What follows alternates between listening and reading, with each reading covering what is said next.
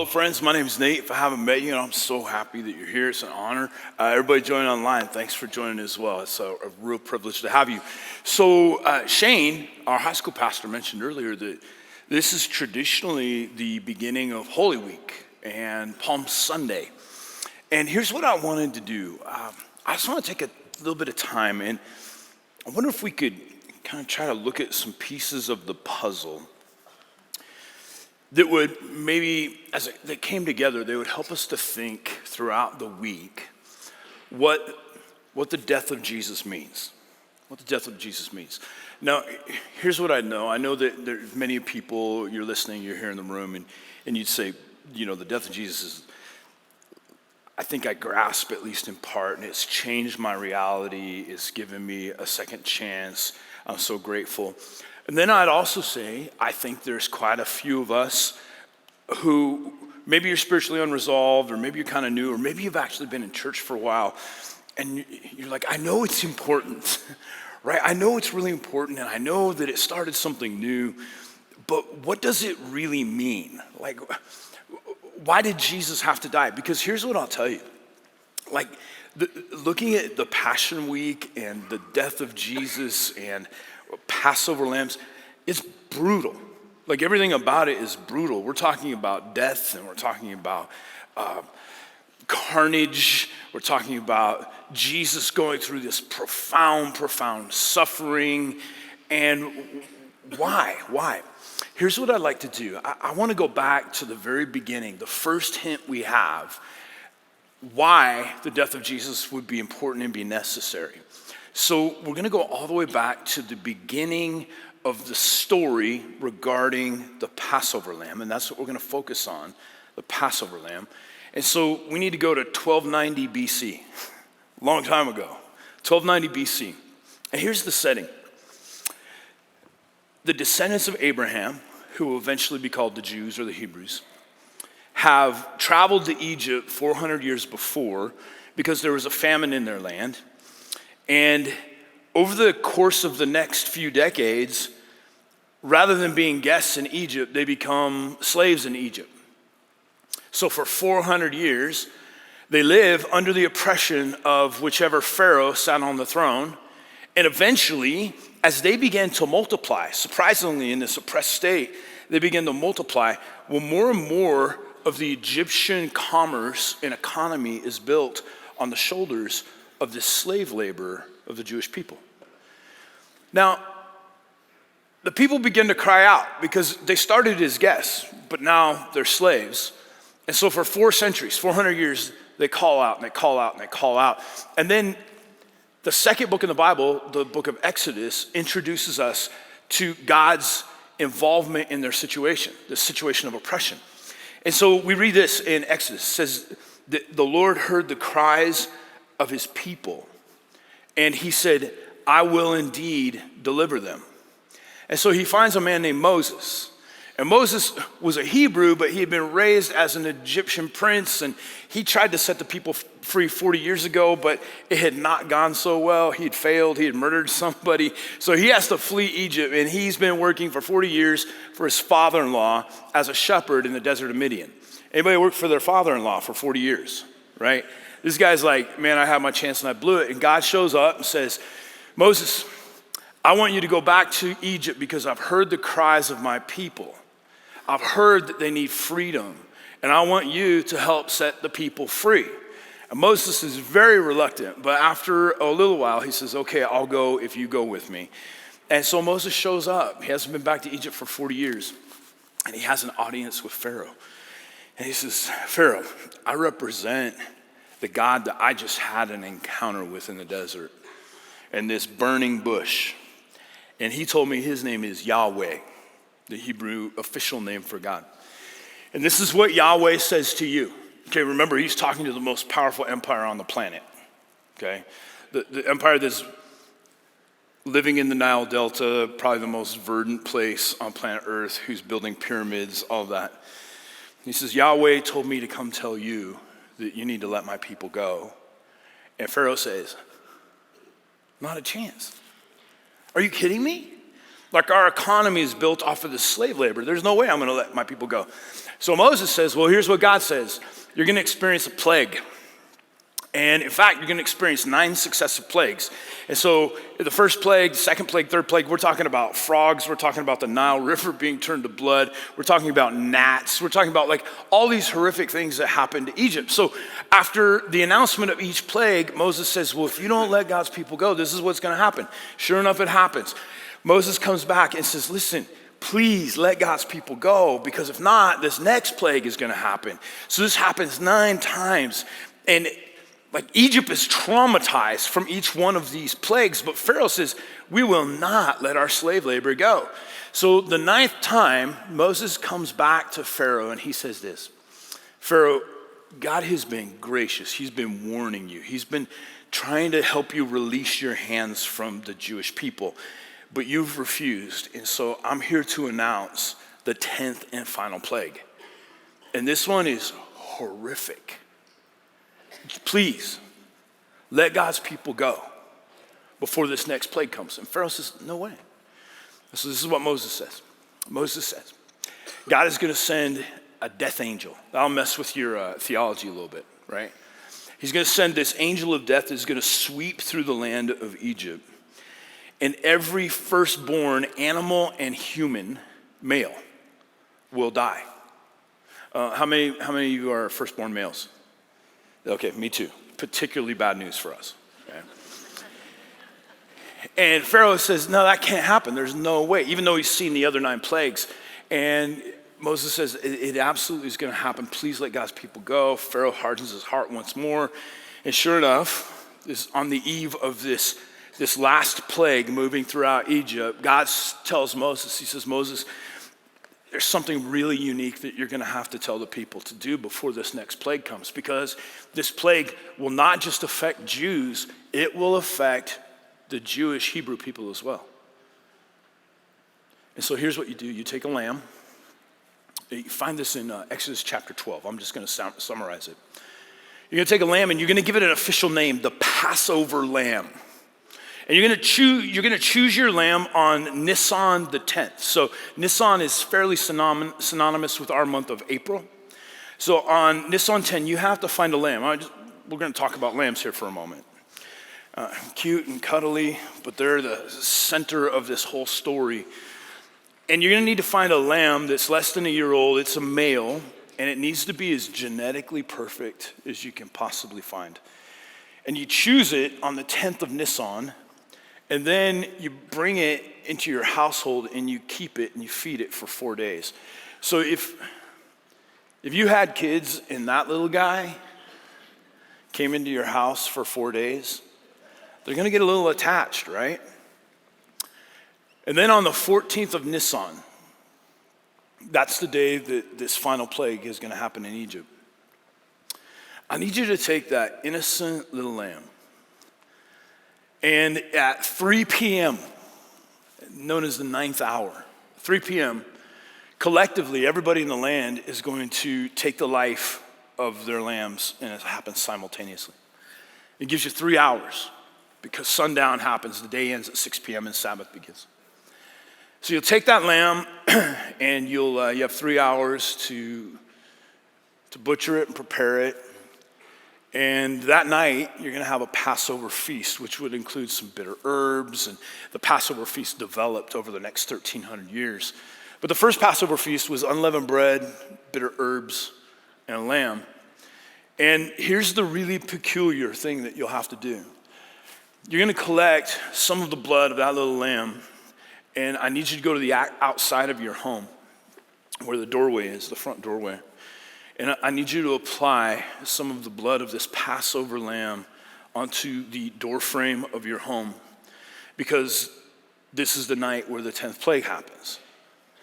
And as this judgment moves throughout Egypt, wherever the blood of the Passover lamb has been applied to a home, here's the very name for the feast. Judgment will pass over your home. None of the firstborn male, none of the firstborn animals will die. So it's the Passover lamb, that the wrath, the judgment, the justice of God passes over only the homes that have a Passover lamb. So this is then practiced. This is 1290 BC. So for the next 1,290 years, this is practiced, and it's a time for Jewish people. There's 2 high Sabbaths during this 1 week period. It's a time where everybody goes to Jerusalem. If at all possible, the population of Jerusalem would swell by, some people would say, 5 times as many. So you would have hundreds of thousands, millions of people in Jerusalem celebrating this, remembering that God is a God who delivers, but also remembering that God is a God who passes over the homes of the people who are participating with a Passover lamb. So 1,290 years later, Jesus comes to Jerusalem for the celebration of the Passover. It's been happening over and over and over and over. And Jesus sits down with his disciples, and he's trying to help them put the pieces together. Why did Jesus die at this time? What is happening? And he looks at his disciples and he says, I am now going to be your Passover lamb. Because here's what all human beings have had to deal with. Whatever their religious practice is this sense that there's something broken within us, and we know that God is just and good and perfect and we are not. So what happens? Who's punished? How do we ever get right with God? Is it through sacrifices? Is it through being nice? Is it through meditation? How do you make yourself right with God? And here's what Jesus says. I'm about to make humanity right with God by being the final Passover lamb. And so if you were a Jewish person in the first century, everything about what Jesus did was fairly unexpected. But this you would have said, well, we know Passover lambs. We've been celebrating Passover lambs for 1,290 years. So here's how interlinked these two things are. The gospel writers tell us that Jesus, he's crucified and he hangs on a cross. About noon, he begins his dialogue and he dies. It says that he gave up his spirit at the 9th hour, which is 3 p.m., which is, by the way, the exact hour where a shofar, a trumpet made of a ram's horn, would have been blown in Jerusalem by the priest, and all the Passover lambs would have died simultaneous with the death of Jesus. We don't know how many lambs. We do know this. In 70 AD, the last year that the Passover was officially celebrated, because Rome destroyed the temple right after this. That year, the historian Josephus estimated that there were 265,000 lambs that died at 3 p.m. on the Passover Eve. So what God is doing is, for 1,290 years, he's created a typology. He's now putting Jesus in, saying Jesus is the new Passover lamb, and if you really want to deal with the judgment of God permanently, if you really want to deal with the problem of sin and separation from Creator, this is what God will do. He'll substitute his son to be the Passover lamb. So I want to take a few moments and I want us to look at how the New Testament, so those are the books that are written after the life of Jesus, how they help us understand the significance of the death of Jesus. So point number one would be this. The New Testament authors paint a picture of Jesus being the final Passover lamb. So nothing else needed to die. There was already a sacrificial system in place, but it's clear that the death of Jesus took care of the problem of sin once and for all. This begins early on. Jesus is coming to the Jordan River. His cousin John the Baptist is there. And John the Baptist says something that no one had considered or thought. He points to Jesus and he says this. The next day John saw Jesus coming toward him and said, "Look, the Lamb of God, who," what is he going to do? "Takes away the sin of the world!" Exclamation point. John looks at Jesus, his cousin, and he sees, after 1,290 years of celebrating this Passover, remembering in the past that God dealt with his kindness by passing over our homes. When John sees Jesus this time, he says, there he is. That is God's ultimate solution, not a yearly solution, not when we remember almost 1,300 years ago that God did something significant, but it hits the here and it's the now. That is the Lamb of God who has the capacity and the ability to take away, that's a powerful phrase, not to hide, not to dull the impact of, but to take away, evaporate the sin of the world. That this Passover lamb, he's going to eliminate the sin of the entire world. It is so significant, so profound, that there is nothing that would ever be done that would be outside of the scope of what Jesus did on the cross. It's that big, it's that bold. We go on, 1 Peter. Peter is writing to a group of friends and he's helping them understand who Jesus is and what his death meant. For you know that it was not with perishable things such as silver or gold that you were redeemed. So this word redeemed is the same word that you would use in the first century in Greek if there was a kidnapping, all right? And we use the word ransom. And so someone's kidnapped and they say, here's the price. Here's the redemption price. If you want to get your loved one back, you need to give us this amount. Well, this is what Peter says. He says, we were redeemed, but here's the problem. Silver and gold could not redeem humanity from this plague of sin that had entered into our condition and we couldn't escape and good behavior couldn't eliminate. Nothing could buy us out. Nothing could buy us out. You were redeemed from that empty way of life handed down to you from your ancestors. But with the precious blood of Christ, a lamb without blemish or defect. Peter is helping that first century church understand this, that you were purchased from one kingdom, right? We were part of the kingdom of darkness where we were our own gods and where we're ruled by selfishness and impulse and instinct. And he says, here's what Jesus did. He purchased you. He redeemed us out of that kingdom into a new kingdom, and you can't pay for that. It was the precious blood of Christ, a lamb without blemish or defect, helping them fit this into their picture of Passover that they had been considering for 1,300 years. Number 2, Jesus, the Passover lamb, the final sacrifice. The final sacrifice. So along with this once a year celebration of Passover, there's also this ongoing system that had existed as long as the temple existed, where human beings just didn't know what to do with the guilt and shame that they carried. We made mistakes, and we didn't know what to do about our mistakes. And so this whole system is developed where when I really blow it, here's how I deal with it. So that I can not be covered by the shame, I go to the temple and the sacrifice happens and something pays for my sin and I can walk away feeling forgiven, okay? So that had been going on as long as the temple existed.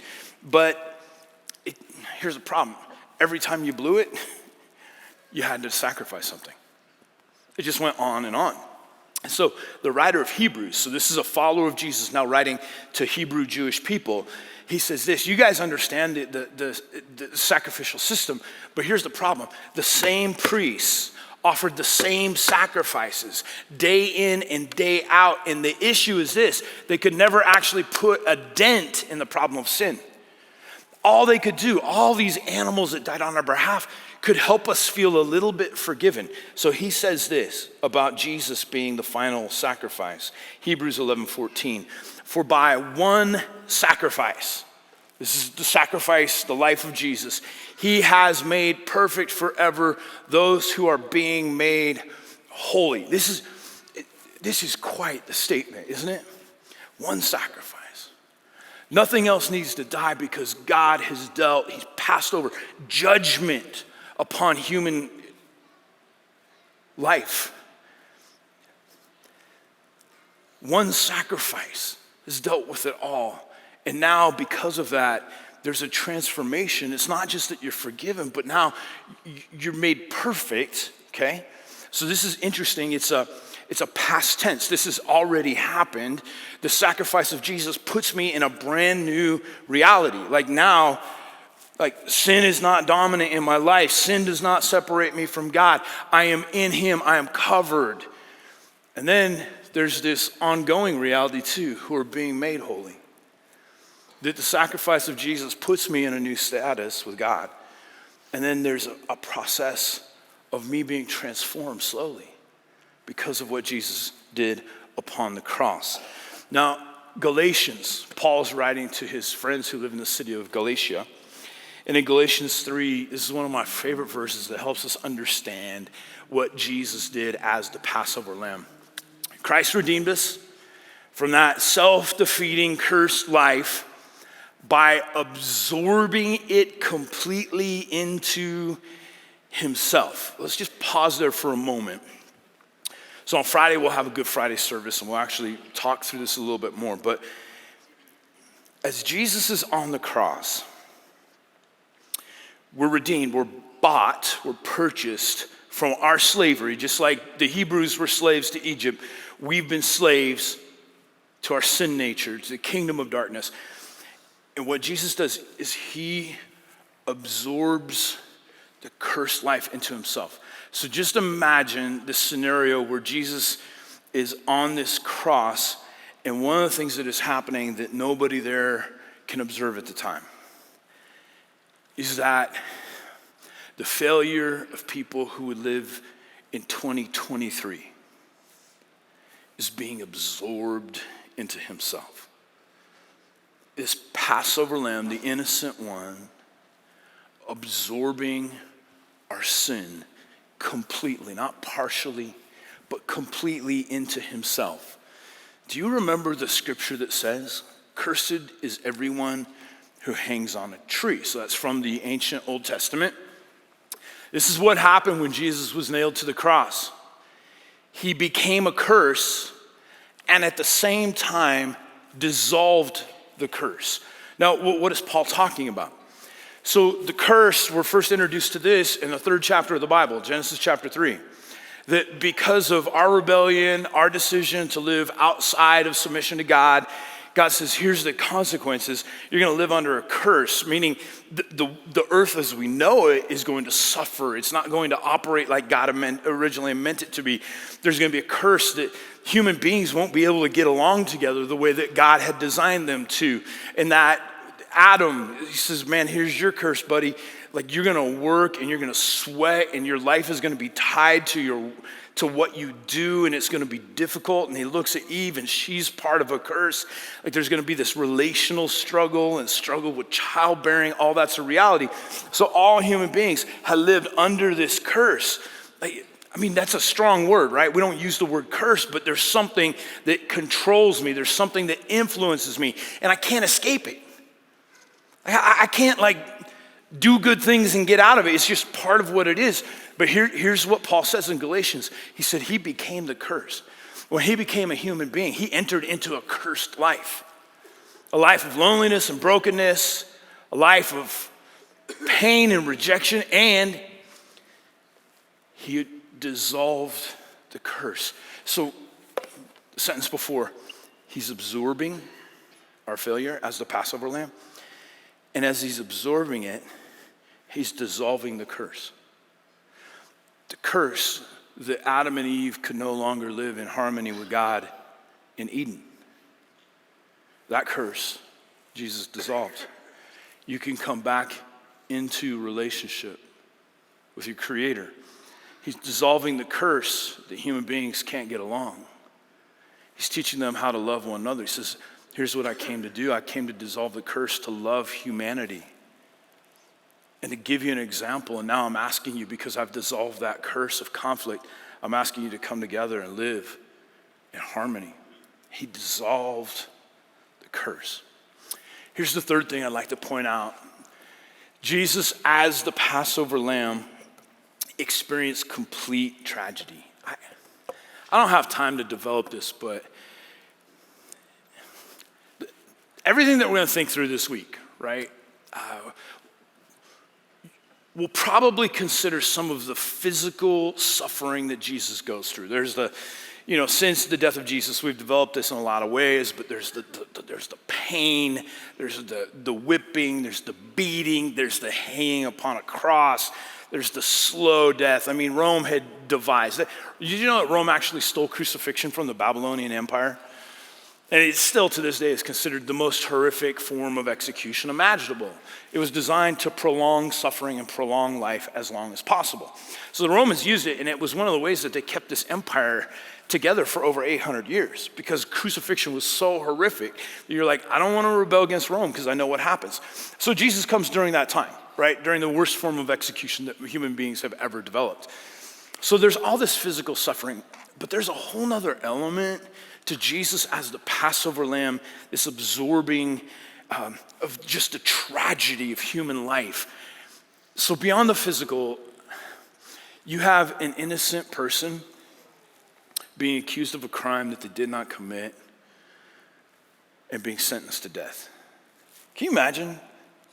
Like, you're the only innocent person that ever lived, and somebody says, oh no, you're a criminal, and you're gonna be sentenced to death. There's the humiliation of being stripped, of being exposed. There's the tragedy of having 12 people that you've invested your life in, and two of them turn their backs on you entirely. Judas Iscariot, someone that you trusted and believed in, although you were suspicious of, sells your soul for 30 pieces of silver. Peter, the person that you had trusted the most, invested in, the person that you had looked at and said, I'm counting on you to provide leadership after I'm gone. And Peter, who is so eager, says, Lord, I don't care what happens with everybody else. Here's what I know about me. I will never deny you. There's not a chance. I'm so committed to you. And within hours after Jesus is arrested, he denies even knowing Jesus. I have no idea who that man is. No, I'm not associated with him. 3 different times. Jesus knows this. The humiliation, the tragedy of suffering and dying for an extended period of time in front of your mother. I can't imagine anything worse than that. But all of this tragedy, if you wanted to write the most tragic story possible, it's found during the last week of Jesus' life. Your own people turn on you. The people that you had loved and healed and restored turn on you. The religious establishment turns on you. The empire of Rome seems to have vanquished you. You are at the losing end of everything. And here's the purpose of that horrible week, is that Jesus, as the Passover Lamb, he's absorbing it all into himself. Any human being from that point on who would ever live and understand, experience betrayal, experience physical suffering. Here's what we know. We get to look back and we go, I'm not alone in this. Because Jesus, as our Passover Lamb, experienced the complete tragedy of what it means to be a human. He knows pain, he knows loss, he knows humiliation. He knows the angst as he cries out from the cross, my God, why have you forsaken me? He's quoting from the Psalms. There's this emotional upheaval as he's absorbing sin, and sin has no part in God, and so it creates this trauma within him. Jesus experienced complete tragedy of human existence as our Passover Lamb, absorbing it all into himself. And then lastly, here's point number 4. Lastly would be this. Jesus, the Passover Lamb, closed the door on what was and opened the door to something brilliant and new. So this was the first, the last, like this is it. No, nothing else needs to die. What exactly is happening in this? Paul writes about this in the book of 2 Corinthians chapter 5. I want to read verse 14, 15, and then we'll skip ahead to verse 21, where Paul's talking specifically about what happens when Jesus dies, how something ends and something new begins. For Christ's love compels us, because we are convinced that one died for all. So this is a thought that might be common to many of us, that Jesus died for all of us. It's this substitutionary atonement is a theological term, that Jesus died for all of us, but here's what we often don't remember, and therefore all died. I love this. So Paul's telling the people in Corinth, yes, Jesus died for you, but here's what you have to understand, is that because you were included in the death of Jesus, all died.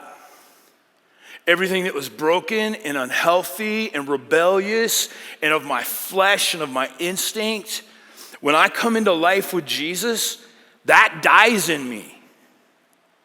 Jesus died for me. That means I died. It no longer has power to rule or reign in my life. And Paul in Corinthians he's gonna take this all the way forward. He's gonna say, therefore, you have been crucified with Christ.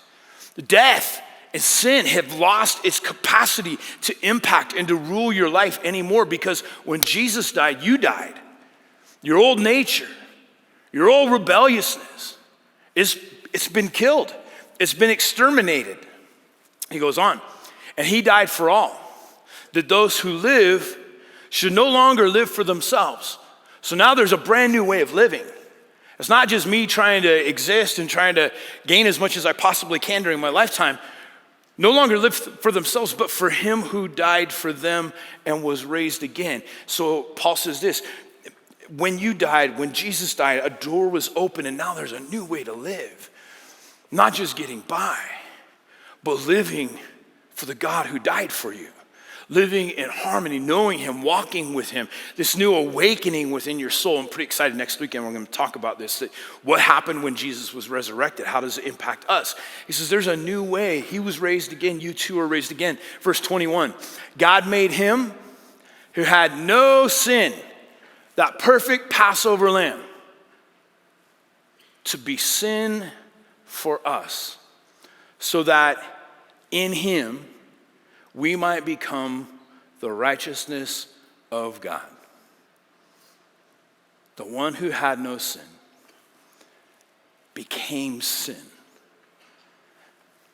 1,290 years of celebrating the Passover. A typology leading people to be able to understand, that was a way for me to understand what Jesus was doing as the final Passover lamb, so that I could become the righteousness of God. So it's not just that Jesus died and now I'm forgiven. Again, something brilliant and new began, is that when that happened, that means that I no longer have to live a life that's concerned about sin management and how do I become a better person. That happened through the death of the Passover lamb, Jesus. And now I can become something new.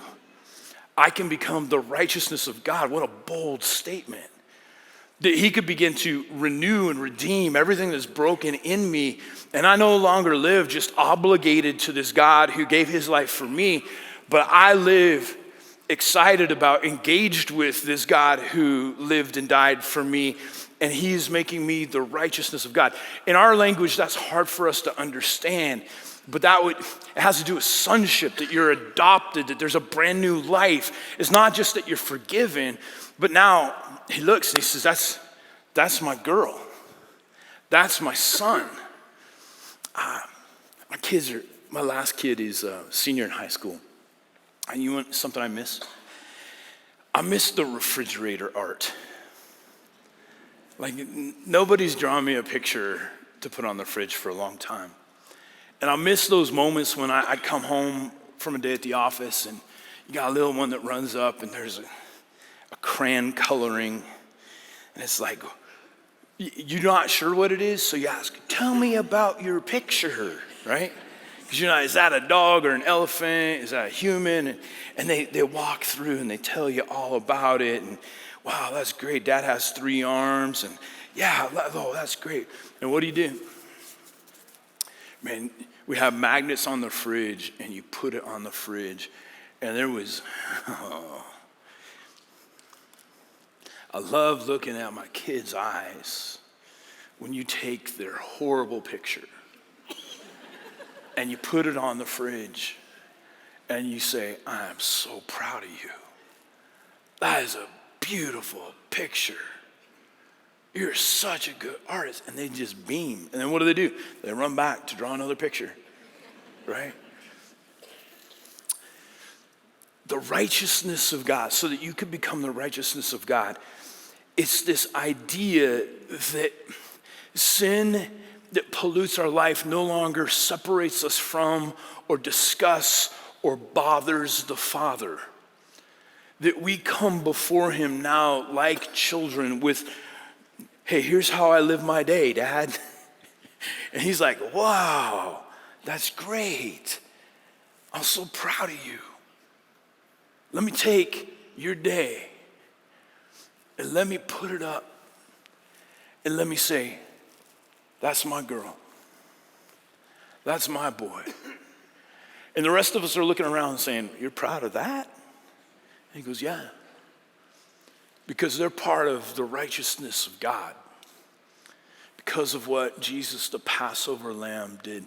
There's all these fascinating phrases that we don't have time to look at. Even when you look at the book of Revelation, the last book in the Bible, Jesus is described regularly as the Lamb who was slain. He took on something that very well might have impacted him for all of eternity in order to bring his kids back into relationship with the Creator. So here's just a couple of thoughts. As we go through this week, try to make sure that this week is more than just simple religious nostalgia. Okay, that's not bad. I understand. This is Sacred Week and there's experiences with that.